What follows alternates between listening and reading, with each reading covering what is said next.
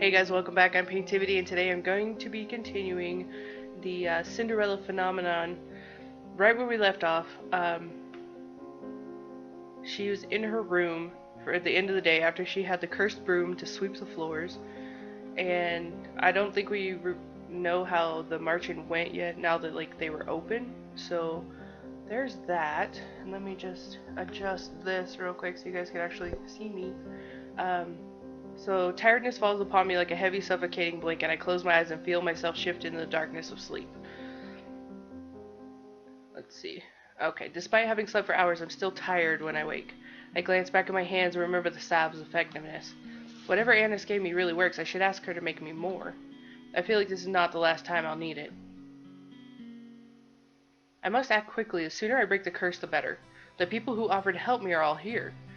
Who should I ask for help? Oh, go figure. Right after I say that too, they're like, here, you can pick. Let's see. Let's see. No, he probably won't help. Karma's likely. Rumple's probably too willing to help. Let's say Karma. I find Karma sitting quietly at the bar.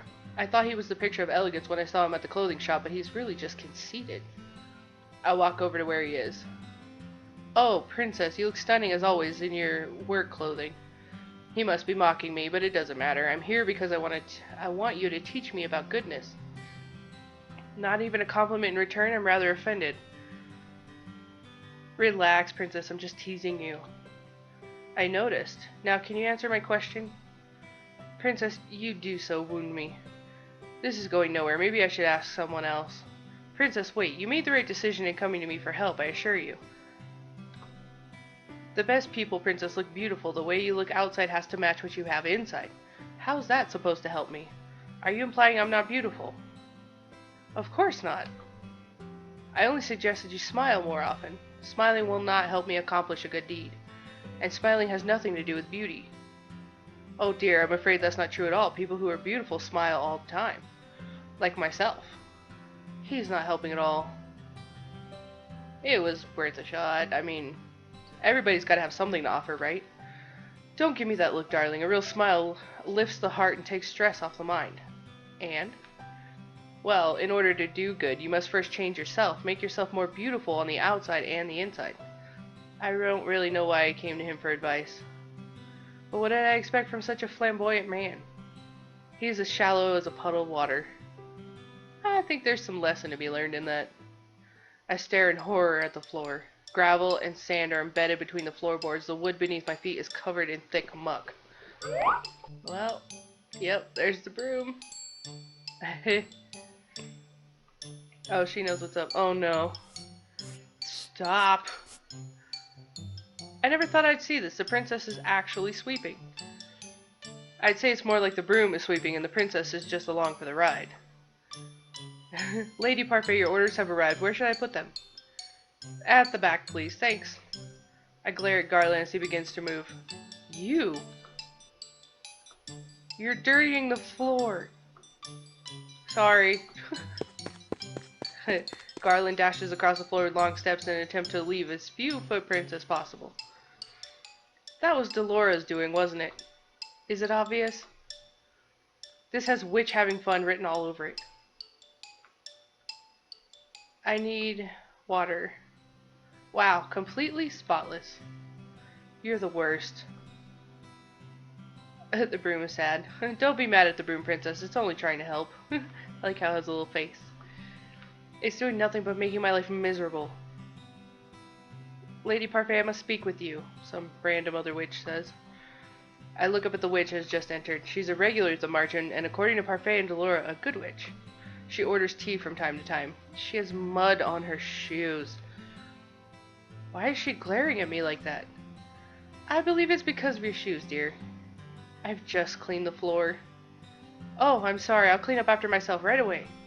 Good.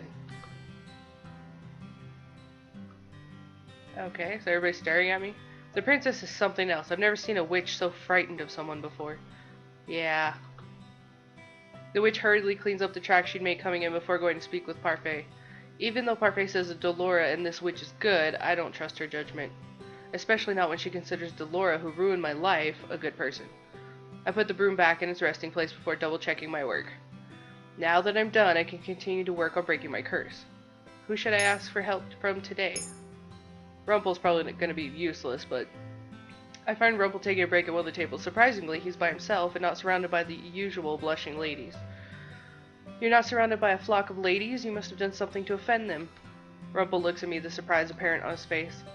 Princess, have you come to mend my broken heart? Excuse me? I was speaking with a lady here only hours ago when she told me that she was betrothed to someone else. That happened hours ago and you're still sitting here? Rumple places his chin on the palm of his hand, looking very tired. In mourning, the heart is a fragile thing, Princess. Won't you help heal my shattered heart? Rumple stares at me when I don't answer. That would count as a good deed, you know. Helping you would count as a good deed. Doing things out of the kindness of your heart is a good deed, Princess. The kindness of my heart. Why would I want to help you when you've done nothing for me? Kindness isn't a thing that needs to necessarily be returned, Princess. Single instances of affection can make a heart lighter. Why does he always go through the trouble of making his words sound so much fancier? I will not help you mend your broken heart because that would be an act of stupidity, not kindness. Rumple's shoulders slump as he frowns. Ah, now my heart is even more fragmented. You suffer from a broken heart every day you're rejected. Of course, because to pour your heart out to someone only to be rejected is a cruel fate, Princess. You probably deserved rejection, with the way you flirt with everyone, so no, I'm not going to help you. Deal with your own broken heart. I turn around and walk away. The acts Rumple puts on are annoying. Yeah, a month has passed and I have yet to complete even one good deed, not for any lack of trying, though. I've been asking around for advice on how to be a good person and received various answers. Ooh, flashback. What makes someone good? I'd say being selfless. I think it's important that you consider another person's feelings. Patience. The ability to soothe even the most broken of hearts. Forget I asked. Bravery. Loyalty. You must be beautiful both on the inside and the out. Right. Must I be all those things in order to be good? According to Parfait, I cannot just pretend, it has to come from my heart. I place my hand on my chest and consider the steady pulse of my heartbeat. That will not be easy. I close my eyes, think of all the possible ways I might be able to break my curse, but in the end, my mind is blank. Mother, what am I supposed to do? A dream? Let's see. Your personal feelings are nothing but a weakness for others to exploit. That's why you do not show them. You only show them that you are strong. Yes, Mother. You must not let false kindness deceive you. People will use niceties to trick you into exploiting your weak emotions. But you can trust me. I'll never hurt you. I'll never lie to you. I am all you need. I love you, Paintivity. I love you too, Mother. Yes, Mom's not sounding so great. She might come to find that out later. How are those lessons of yours going? I hope you're not giving anyone a difficult time. I'm the only one having a difficult time. Have you tried pairing up with someone? Pairing up? Some of the people in the tavern pair up to assist each other. Two heads are better than one, as they say. It's not a bad idea, but the problem's with her. Who's going to volunteer to pair up with the Ice Princess? She has a point. People may not glare at me anymore, but it does not escape me that I'm still disliked. Most of the boarders at the Marching volunteered to help her, remember? And I haven't heard any of them retract their offers. It's only a matter of time. Stop it, Dolora. It's your choice, Princess. Pairing up is only a suggestion. Would pairing up with someone really help me break my curse? What if they end up being an annoyance instead? Princess? Excuse me, Princess? I'm sorry for disturbing you, but you've just been staring at your tray and the customer's waiting for his order. Oh, of course. Dolora has me helping Annis today. The Marchin's unexpectedly busy and they cannot keep up with all the customers. Stop daydreaming, Paintivity. Food doesn't deliver itself. I do not need you to tell me that. She goes to bed a lot. I stretch out on my bed. The stiff mattress does little to soothe my aching muscles. I was on my feet the entire day, struggling to keep up with the steady stream of people that came into the Marchin. I've never seen the Martian this busy. I roll onto my stomach and bury my face in the pillow. My arms and legs protest the movement. I refuse to live this type of life much longer. I need to break this curse as soon as possible. Why don't you pair up with someone? Pairing up might not be such a bad idea.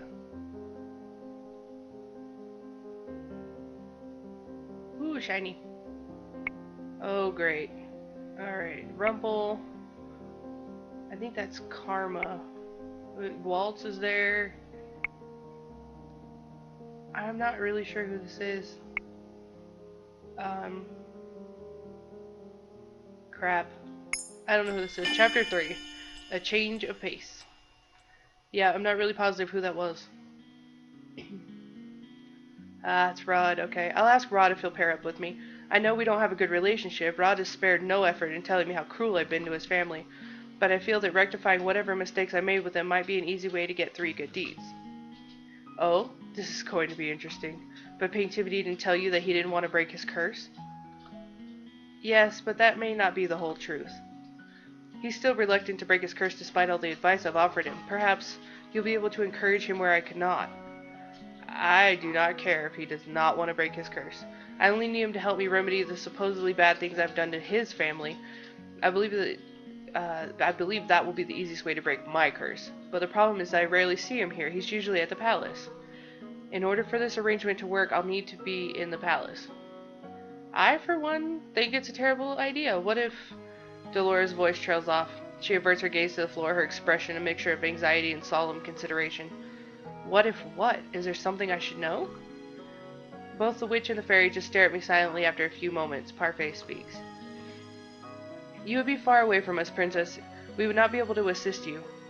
Witches could be lying in wait for you, knowing that you're the true crown princess of Angeal. They might seek to use you for their own purposes. What kind of purposes? Why would witches be after me in the first place? Many of them have been corrupted by the Tenebrum. Darkness has invaded their hearts, making them bitter. Many of them simply want to see the fairy tale curses continue on undisturbed. This is all just speculation, but it's better to be safe rather than sorry. Well, what would you have me do? Delora? I have an idea. I think I can get her into the palace and make sure there's someone there to look out for her. How? Just trust me. Tomorrow the Ice Princess returns to her palace. I have a bad feeling about this. Well, can't say I didn't try. Oh, great. This cannot be happening. Don't dilly-dally. The princess will soon be awake and expecting her new maid. I closed my eyes and suppressed the urge to groan. How is it that Delora was able to turn me into Emmeline's personal maid? She thought this would be funny, didn't she? Well, I'll make her pay for this. I expect you not to be late again. We have very strict rules on how the palace staff should behave. I'm not exactly sure how Delora managed this. She told me she was going to cast a spell on me and that it would be over as soon as I opened my eyes. I closed my eyes, and sure enough, when I opened them, I found myself here in a maid uniform. What did she do? The maid continues to babble at me. How annoying. I pretend to listen to her as she leads me through the palace hallways. Emmeline and Rod's chambers are located here. Oh! We come to a halt when Emmeline suddenly appears from around the corner. Your Highness. The maid ducks into a neat curtsy. Emmeline's eyes meet mine. I tense as I wait for any signs of recognition from her, but she only gives me a curious look as if wondering who I am. She clearly does not recognize me. The maid suddenly reaches back and pulls at my shoulder, forcing me into a bow. You are in front of the crown princess of Angeal. Show some respect, girl. My apologies, Your Highness. She's new and clearly needs to be taught some manners. Excuse me? Oh, please, there's no need for that. What is she trying to achieve by pretending to be kind to a palace maid? Who is she trying to fool? Your Highness, this is your new personal maid. Emmeline glances at the maid, looking confused. Why do I need a personal maid? It is by the king's orders, Princess. Emmeline turns to look at me again. What is your name? She's talking to you, girl. I scowl at the maid before facing Emmeline. I cannot believe I've fallen so low that I'm now being ordered around by a maid. Paintivity. It's nice to meet you. I hope we can get along. When I do not respond, Emmeline's face falls.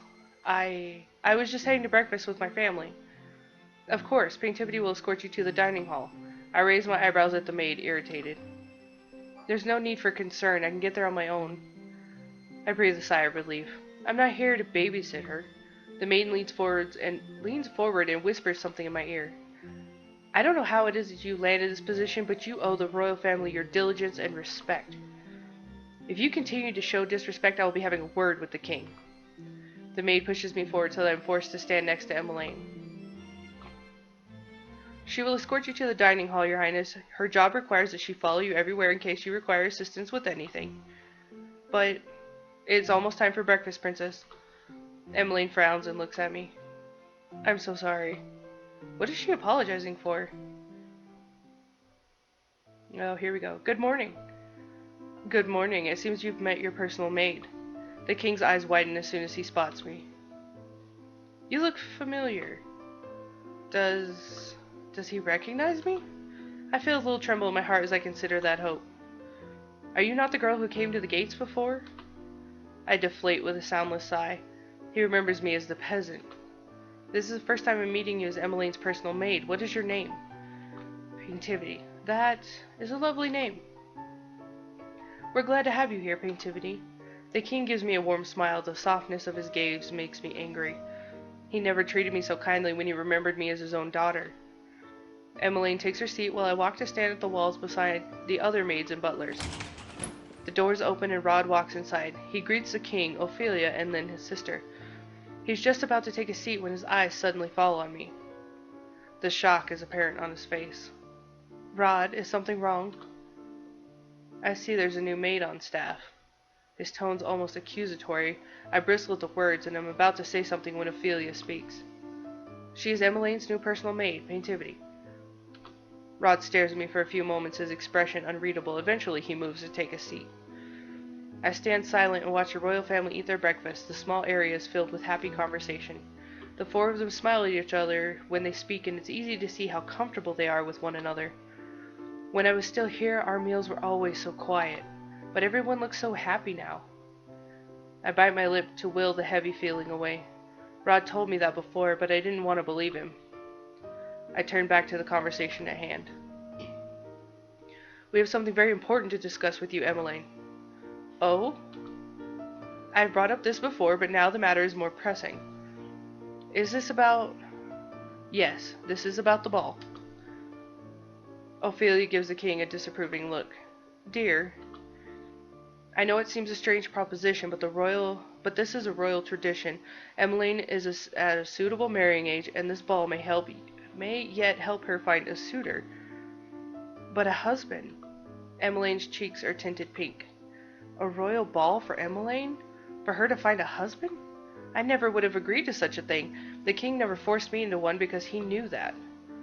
I will not force you to marry someone you do not love, Emmeline. We agreed on this ball to uphold tradition. All eligible bachelors will be invited in 4 months' time, and you'll choose the man who you want to court you. I did find my true love through a ball, after all. He glances at Ophelia, who responds with a fond smile. Her expressions fall back into something more worried when she looks at her daughter. But what if I can't choose anyone? We will throw one ball as per tradition. We will not force you into another ball if you do not find a good suitor, but we must uphold traditions at least once. Perhaps this will push you to think more about the future. I will not put any added pressure on you, Emmeline, but I would be happy to see grandchildren before I have to give up my throne. I'm not getting any younger, you know. Father. I can tell that the king is trying to make light of the situation, but there is an undertone of seriousness. Emmeline eventually sighs, then slowly nods. I understand. My gaze shifts to Rod to search for a reaction, but his expression is impassive. No reaction at all. Did he know this was going to happen? But can I really be the princess the kingdom of Angeal deserves? I feel so unprepared. You are the crown princess of Angeal. You must be confident. Emmeline looks down, looking genuinely distressed. I'm finished. May I be excused? Oh, sweetheart, but you barely touched your food. You may. Emmeline stands up and ducks into a quick curtsy before rushing from the room. I do not move until I feel Rod's glare on me. I realize that I'm meant to follow her. Excuse me. I curtsy and follow after Emmeline. I barely make it a few steps away from the dining hall before the door flies open and Rod is rushing after me. What are you doing here? I'm here to break my curse. You expect me to believe that when you had people offering to help at the march-in? Rod's expression changes, anger clears in his eyes. No, I know why you're really here. What are you talking about? You thought you might take back what's rightfully yours, didn't you? You have no qualms about hurting my family again. I stare at him, nonplussed by his accusations. I carefully quell the simmering anger inside me. The last thing I want is to be fired before I break my curse. I'm not here to hurt anyone, so stop accusing me of such things. We glare at each other in silence. I had always thought that Rod was closed off and quiet, but his emotions are always blazing in his eyes. You shouldn't be here. Rod steps back, but his gaze is still fierce. I don't have time for this. I'm going to find Emily. Why? So you can insult her? No, because it's my job to attend to her. Excuse me. Great, we have no idea. The last place I expected to find Emmeline is in the throne room. Much to my surprise, I find her standing alone inside, staring up at the throne. Oh! When she turns to face me, she has a guilty expression on her face. I'm sorry. What is she apologizing for? I was very rude earlier, walking out on everyone at breakfast. Emmeline gazes back at the throne and sighs. I'm sure any other girl would be happy to have a ball. I mean, it's like something out of a fairy tale. But She sighs once again and looks down at her clasped hands. It all sounds so perfect in the fairy tales. 3 days is all it takes before everyone's found their true love. But I don't think that's how it works out in real life. Do you? I have nothing to say in response when Emmeline turns her beseeching gaze to me. I don't know how I'm supposed to marry someone I barely even know. Is this really what it means to be crowned princess? Isn't this precisely what you wanted? Excuse me? When your mother married the king, you became a princess. You went from rags to riches overnight. I cannot keep the bitterness from my voice when I speak. Your life is playing out like Cinderella, is it not? All you're missing are the glass slippers, and even then I'm sure the king could arrange for a pair. I cannot understand why you're so unhappy. Neither can I. Emmeline turns away from me to face the throne once more, and in the sun that streams through the windows I see something shining on her cheeks.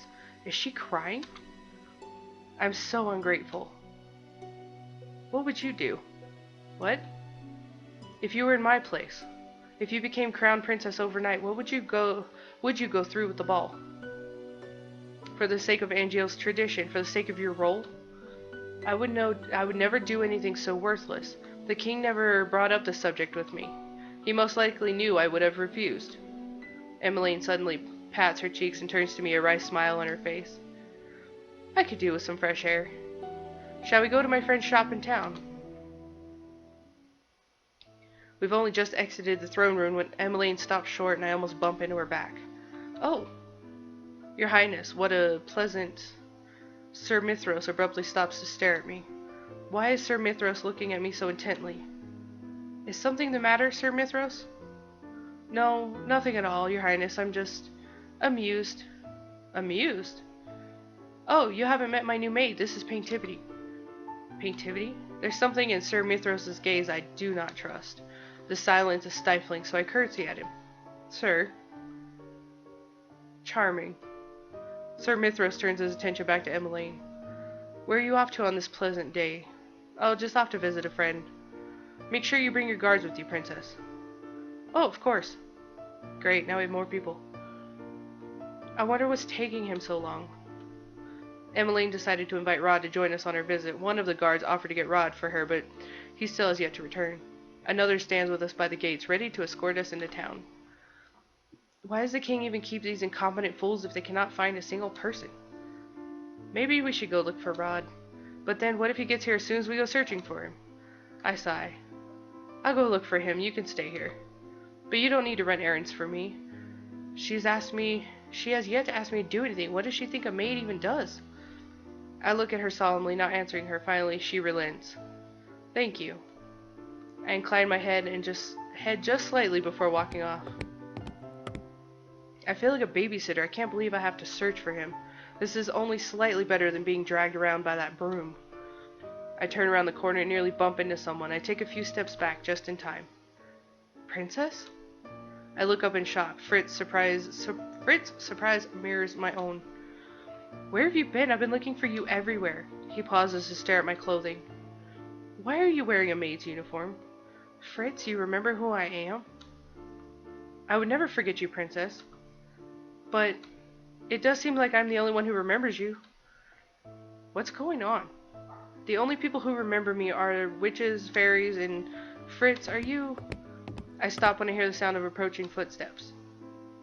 Fritz turns at the sound and then stoops low into a formal bow when he sees Rod. Your Highness. Rod's impressive face twists with annoyance when he sees me. Rod does not even acknowledge Fritz as he walks past him to stop in front of me. Shouldn't you be attending my sister? I don't understand. Prince Rod, do you know why the princess is dressed like this? Rod is clearly just as surprised as I am that Fritz remembers me. You recognize her? You remember the princess too? But if you knew, why didn't you say anything when she first went missing? And can someone explain to me why she's attending to Princess Emmeline? This is... Fritz. I cut him off before he can ask any more questions. I feel Rod's gaze on my back as I turn to look at Fritz. No more questions. But Princess, right now I am a palace maid. A what? It's a long story and I have no time to explain now, so do not ask. Fritz is clearly discontent. He seems to struggle for a few moments before he finally sighs and nods. Yes, Your Highness. Though it's nice to hear someone here speak my title, it'll not do if Fritz calls me that on accident. It's just paintivity for now. But... I turn to face Rod. Emmeline is waiting. What? The guard could not even deliver her message? Where are you going? Emmeline wants to visit her friend's shop in town and she wants you to go with us, Rod. Town? Ordinarily I would not mind Fritz joining us, but right now he might just be unnecessary company. He may very well give me away. Rod barely wants to speak with me when it's just the two of us. I doubt Fritz would make him more sociable. I'm assuming that accompanying you is not an option at this point. Yes. Fritz looked down for a moment before looking at Rod. I'm sorry to ask this of you, Your Highness, but since she refuses to let me do so, please look after her in my place. Ridiculous. I do not need to be coddled. Even if I did, Rod could care less if I'm hurt. I'll do my best, Sir Fitzgerald. I can't tell if he's being genuine or not. Fritz bows to the both of us. Stay safe, Paintivity. And you, Your Highness. Rod turns and begins to walk away without another word. Come on. Alright. So, I'm going to leave it here because it went on a little bit longer than I intended, but now we're finally starting to get somewhere, so I'm hoping eventually we'll give in and Rod will kind of loosen up a little bit, especially if she works with Emmeline a little bit. So yeah, there's a little bit more for your day, and I will see you guys next time. Hopefully you enjoyed it. If you liked it, hit the button. If you have something to say, leave it in the comments below, and as always, thanks for joining the universe. We'll see what happens next time. Bye.